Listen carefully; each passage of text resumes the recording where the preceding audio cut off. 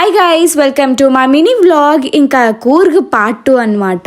ఇప్పుడు మేమైతే నిసర్గ ధామాలో ఉన్నాం. ఇక్కడ బోటింగ్ చాలా ఫేమస్. బోటింగ్ దగ్గర మాత్రం చాలా పెద్ద లైన్ ఉంది. మాకు ఇంకా వేరే ప్లేస్ కి వెళ్ళాలి కాబట్టి ఇంకా ఫాస్ట్ గా చూసుకొని ఇక్కడ మేమైతే లంచ్ తింటున్నాం. వెళ్లే దారిలో మాకు ఇట్లా ఒక చిన్న షాప్ కనిపించింది అనమాట.